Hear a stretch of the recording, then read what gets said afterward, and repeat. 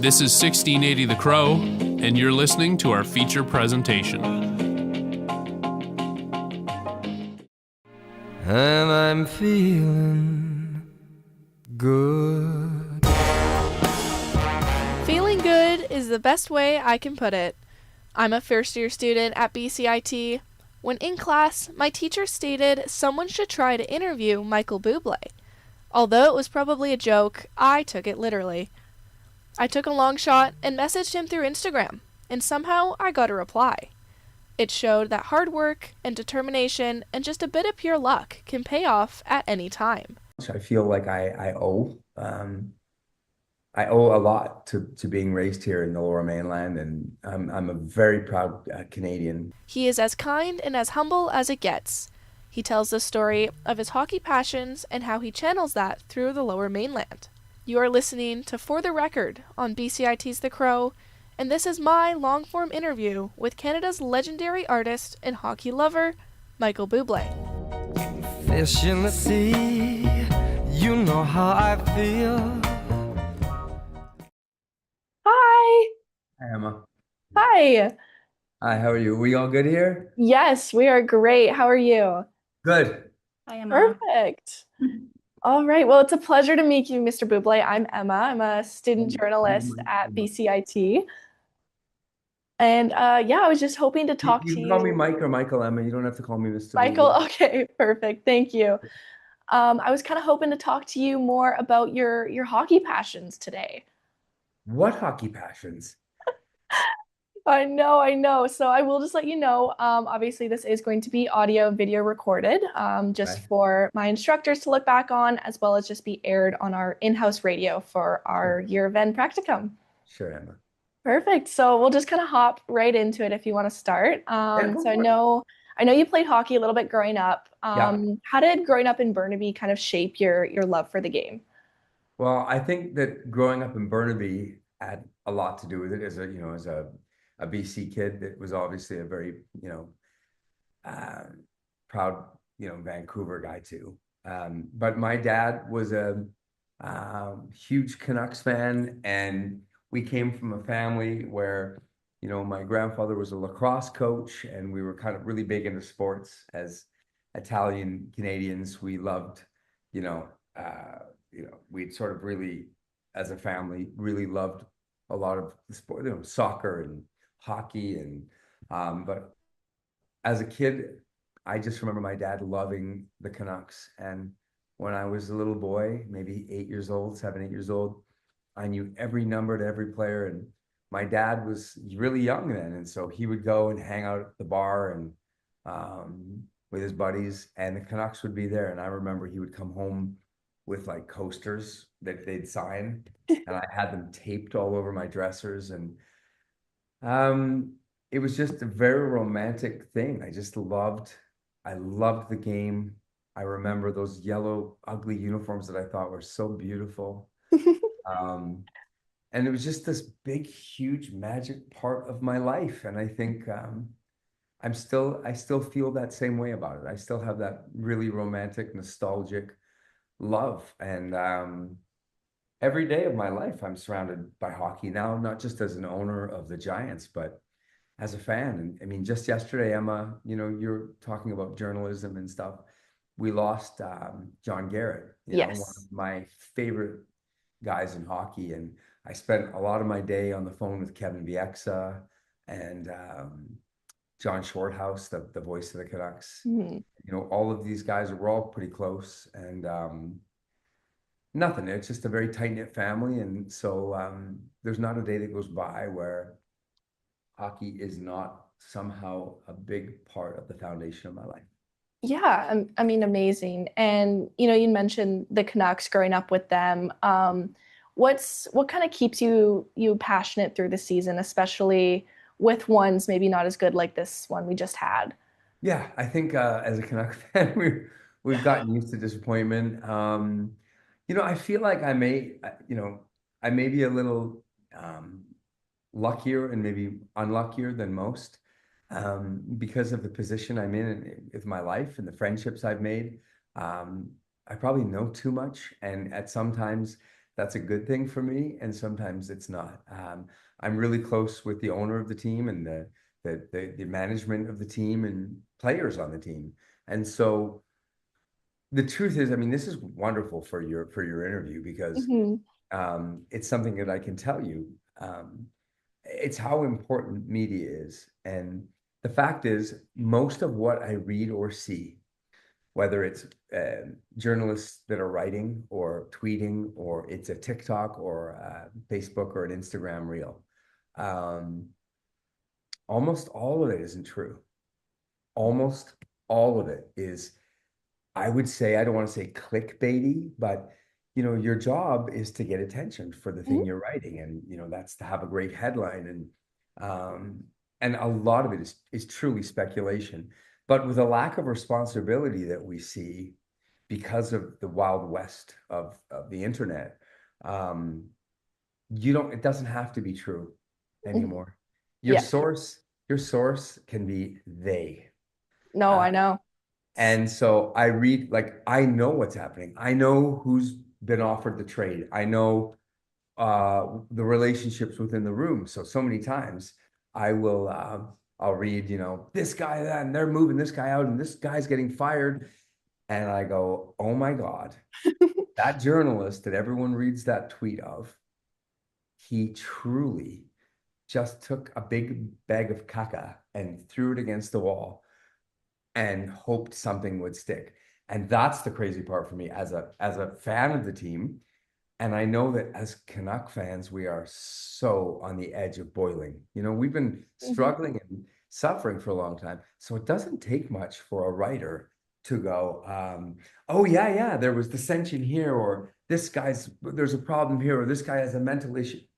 And it's not true, but it doesn't matter Yeah. because one day later, he's got a million, streams or clicks or whatever, um,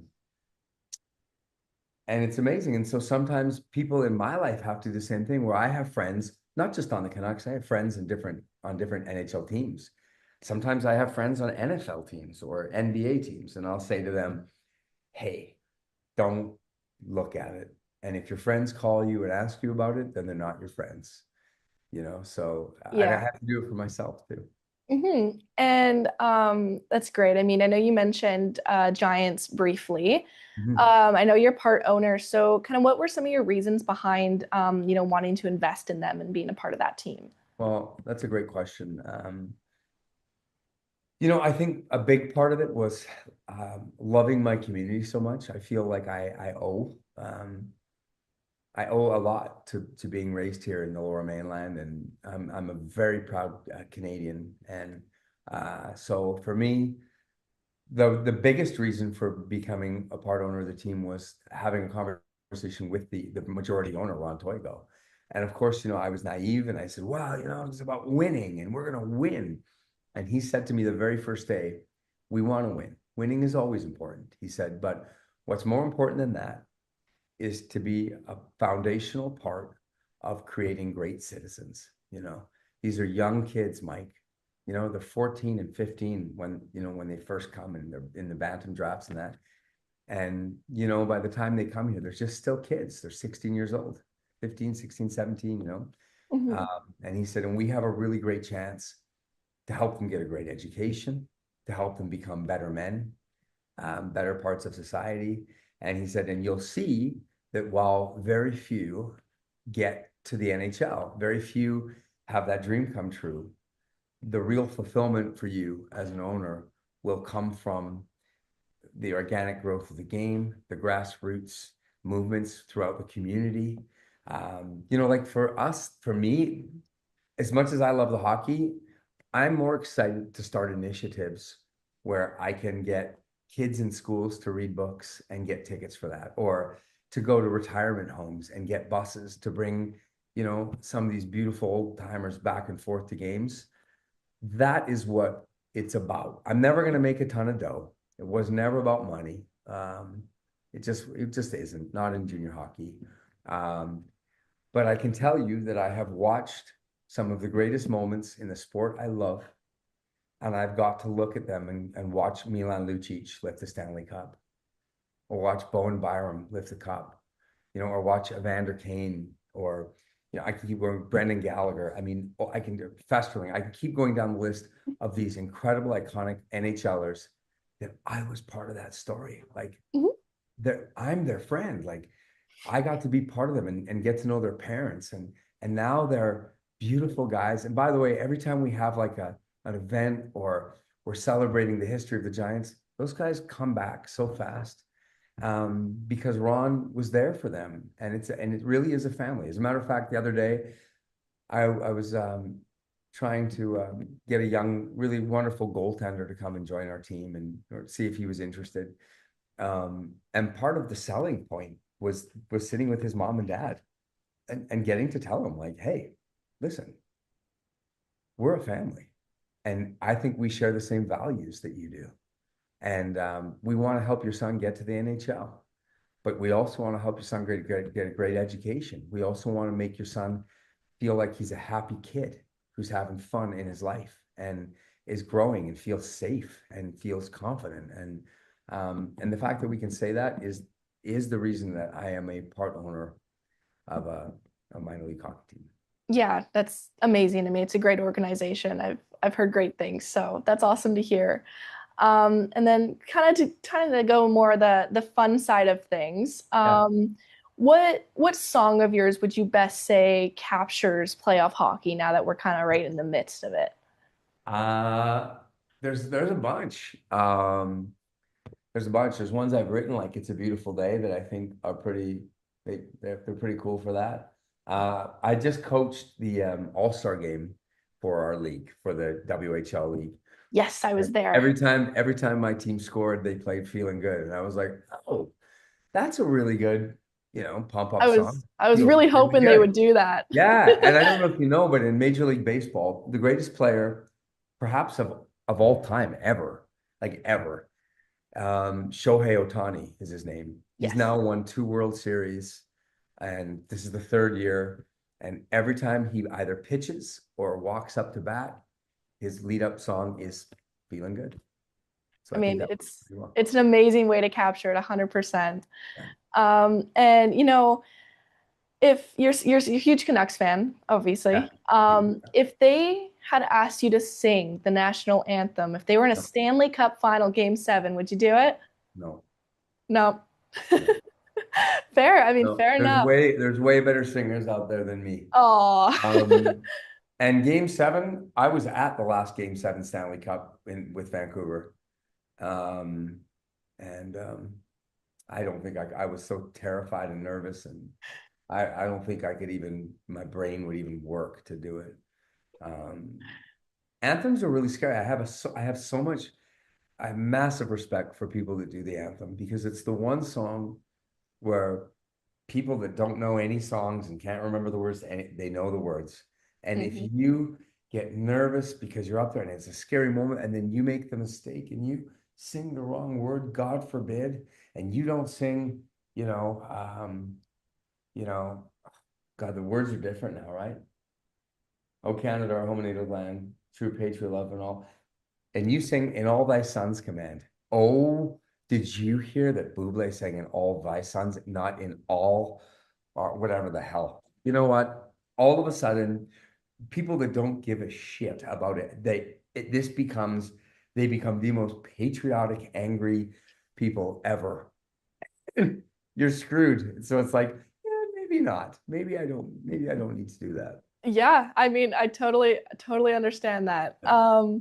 And I know you have 2 young daughters. So with Vancouver getting that professional women's, that PWHL team, kind of, what do you think on that? What's kind of that mean to you, both you and your family? Oh my God, I loved it. I was so excited. As a matter of fact, I tried to I actually told them if they needed me to come down and on that first game. I can't remember what happened, but huge fan of it. Huge fan of the league. I follow a bunch of the ladies on different teams. I like the hockey, to be really honest. I mean, I love the hockey. It's fun to watch. They're great players. There's great speed, great action. I love the Olympics. Like, that was so much fun. I just think it's amazing. I think it's amazing for the sport, and I love it for my girls. And I'm trying to talk my 7-year-old into joining ball hockey, um, but she's into figure skating right now. So it's I mean, still on the ice, still good. it's so nice, but I wish Um, she could the ice yeah, skating. and to kind of wrap it up, talking about skating, I know, I kind of have to know, are the rumors true? Do you really have that full-sized rink in your home? No, the rumors are not true. No. I do not have a full-size rink in my basement. It's like a half size. Oh, okay. There is a rink. There is a ring. Um, yep. And right now there's no ice because I took the ice out so that I could play ball hockey and pickleball. Well, 'tis Because the I'm such a season. I dork. mean, I'm such a dork. But it's yeah, I mean it's so funny. Like I'm so the Canadian guy that like uh I got so lucky. I got so lucky that I could make enough money to be dumb enough to put a rink in my basement. Literally the dumbest economic decision, truly the most irresponsible thing that anyone could ever do. Um, but it is so much fun. I was And gonna say I would do the exact same thing. yeah, I'm such a dork, but like I honestly I just and you know what's cool is around the rink I have all the jerseys of some of my favorite people that when I came in to be an owner of the Giants, the co-owners with me were it was Pat Quinn, who is an incredible hockey man. Mhm. It's way before your time, but he was a GM and coach of the Canucks for many years and one of the greatest executives I think hockey has ever seen, and great player too. And Gordie Howe was the other owner. And Gordie Howe is maybe one of the greatest who's ever lived. I mean, him and Gretzky and Orr. But I got Bobby Orr, and I've got Austin Matthews, and I've got all my buddies. I talked to, just this morning, I talked to Thatcher Demko, um, and Brock and Broccoli. So I got all those jerseys up, and there's a referee that I met, and I've got Eugene Levy's jersey up that he wore when we played downstairs, and I got all these fun jerseys. Well, it's amazing. I love it. And again, I just want to thank you so much for taking the time to talk to me today. It means a lot to me Hey, and our Emma, school. will people know how this happened? No, not really many people know in general. Well, when they see this, why don't you tell them what happened? I took a chance. I took a long shot a Instagram DM, kind of shot in the dark, and one of my greatest dreams came true of talking to someone who's truly amazing, both in the music world and in the hockey world. So Well, thank you so much. I think you're a big part of the lesson, which is that you took your shot, that you're ambitious, you're smart, you're not afraid. And that's how you become a great journalist. That's how you break down barriers. And so I think as much as you're learning, I think you're going to teach people a bunch. Perfect. Well, thank you so much again. Thanks again to Michael Bublé. I'm Emma Connolly. You've been listening to For the Record on BCIT's The Crow. You know how I feel.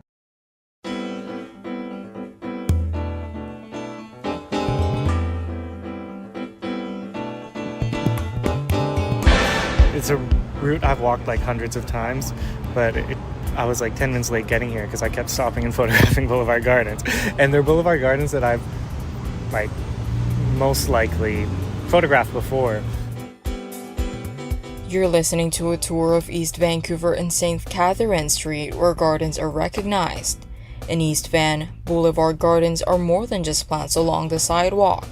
For landscape architect Sabo Formand, they're small reflections of the people and neighborhoods around them. Formand posts social stories about the colorful and sometimes quirky garden that lines Residential Street across the city, and the stories of the people who work on them. I joined Formand on one of his walking tours and asked what a boulevard garden can reveal about a street or even the people who live there. So I think when you see Boulevard Gardens, it speaks to a community's connectedness, their pride, their identity.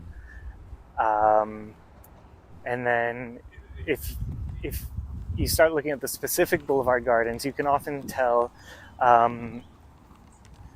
a lot from the Boulevard Garden themselves, from the Boulevard Garden. So, for example, you see a lot of quirky ones with like little homemade arts and crafts in there. And usually that's kind of reflective of how their private garden and their home looks. If it's very well maintained and a beautiful, quite prim and proper kind of boulevard garden that kind of, looks like Versailles or like the perfect English garden, that often extends into what their home and garden and, I haven't met too many boulevard gardeners, but I would also argue what their personalities and kind of entire demeanors are. Interesting. And we're coming up on one of the stops on the tour, the last stop on the tour actually, that is probably my favorite stop. It just makes people go insane and all the cameras come out. I don't know if you've seen this one before. Is it this one? Yeah, you've seen it. No. Okay, I'm gonna need you to describe what it was. So we have a very dramatic and unusual streetscape scene here. And I'll define streetscape in a moment because that's an important word. But, we're walking along a typical sidewalk and more or less surrounded by, I wouldn't call them generic, but typical homes and typical gardens as well. But now we come across this very striking, dramatic retaining wall that's probably about maybe 5.5 feet tall. And it's just covered with very elaborate, detailed, looks like glass tile mosaics. And I would say it's kind of like a hybrid of Byzantine art, but kind of modernized, maybe some, I don't know my ancient history enough, but it's giving kind of ancient Greece and Roman Empire-esque. The blue and we see some, it looks like mythological creatures like a phoenix and a griffin and a snakes, serpents, and all these cool geographic motifs are happening here. And I don't know if you've noticed the house yet, but yeah, it creeps up on you. So as you keep going, you see the house is completely clad in this exact same in this exact same motif of intricate, detailed glass tile mosaic. This is so cool. Yeah, well, that saying about like never meet your idols or something. I hope it's not something like that. But someone on the tour came to the tour on a Saturday, and they told me they're like, "Oh, have you ever met the person who does this?" And I'm like, "No." Have you? And they're like, yeah. And I was like worried about what they were going to say about them. They're like, I went up to them and I like asked them, the obvious question, like, what made you do this? Like, what's the story behind it? And his response, I don't know. I was expecting for more. Yeah. So yeah, I'd love to meet him one day. So we're kind of doing a backwards loop of the tour right now. So that was the last stop, and then we're nearing the second last stop. You lead me as I ask you my follow-up questions. So if you're walking, right, and taking pictures, what details do you always notice? I think kind of like I was touching on before, the seasonality. So I'll photograph the same boulevard garden, same time. I'll photograph the same boulevard garden multiple times throughout the years, so that I can get them in the different seasons. And also over the years, like the boulevard gardeners make modifications to them. They move things around, and things that they planted, 2 years ago are now like mature and like 7 years old or whatever. So those are some of the details that I notice, and also kind of what I was talking about. The last stop, the personalities, how they're always kind of reflective of their surroundings. I'm sure there's exceptions of that too. You might see someone, I shouldn't say always, because there's going to be instances of, people probably like gardening more than they are like a handy person around the house. So I have seen some like, prim and proper, well-maintained boulevard gardens in front of not so well-maintained homes. So this is the second last stop. And I can tell you what I talk about here if you want. Yes. So if you arrive at this boulevard garden, what's the one thing that stands out the most, would you say? The boulevard garden specifically. The big tree. Okay, not the answer I was looking for, but It's buried. It's- house is buried. Damn. Okay, that I'm wasn't a good sorry. question. The rocks, right? Look at all these cool rocks. I saw it, but Yeah. it wasn't the main thing. That wasn't the main thing, so I asked the wrong question then. So these rocks, I've had a chance to meet the Boulevard Gardener here, and I featured him in a series of posts that I do called Humans of Boulevard Gardens, where I introduce you to the people who are responsible for the creation of the Boulevard Gardens I feature on my feed, and I kind of give their life stories within the context of their Boulevard Gardens. So the thing that stands out to me, I guess not to everyone from this Boulevard Garden, is the rocks. And so it's no surprise that this Boulevard Gardener, his name is Murray, is a geologist. And these rocks are ones that he's collected from like his field work as a geologist. Sometimes he'd go on hikes and he spends a lot of time in nature, and he'll bring a backpack and collect rocks on his hike. Some he dug up from his backyard, and some, like a true addict, he had to buy from grocery or landscape supply stores and garden centers. And he showed me, pretty neat, huh? He showed me one of his favorite rocks, and it's now my favorite rocks in that Boulevard Garden. It's been placed in a particular location because there's a street light, and at night the street light hits it just right to make it kind of sparkle, like it's got all these crystals or diamonds inside. And so, picture of that? no, but you gotta take my word for it. I'll need a talented photographer because I imagine that's not easy to capture. So he was a lot of fun to talk to, but then that really stuck with me, the part of how he put that rock in that place. The houses are so nice. Yeah, right? There's a lot of character in this neighborhood, and I'm glad you noticed that, because that's a big part of what my project is about. It's I'm a big proponent for going on neighborhood walks and just checking out the beauty in your own backyard. I think we all have this desire to go places and see different things, and we've become so reliant on the car, and even if you're going on a big bike trip, it's the same kind of message that I'm trying to spread. It's like, you don't need to go far to find beauty and appreciate it. And with the more Boulevard Gardens we get across the city, you don't even need to go far to get those regular nature doses where you get frequent contact with higher degrees of nature, which tons of research has shown how beneficial that is for our mental and physical well-being. I think I'm gonna cut to my questions. And also the Okay, quirky, streetscape stuff. So like noticing streetscape, I said I'd define that. So I love this project and the proponent of walking because it forces you to notice things you might not notice at first. Like when you're driving by, there's no way you would have seen this.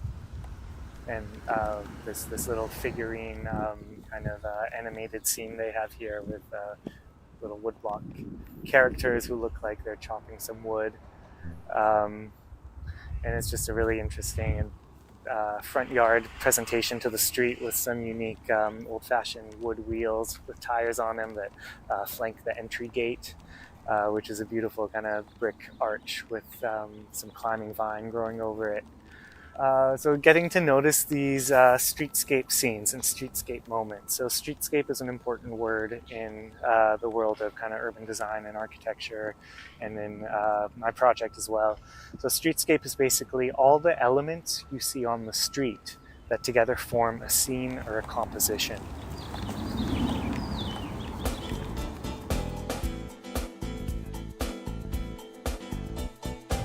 That was Saba Foreman of East Van Boulevard Gardens. Through his project, Foreman invites people to slow down and notice the small details that shape the streets they move through every day. You've been listening to For the Record. I'm Raisin Velasco with BCIT's The Crow.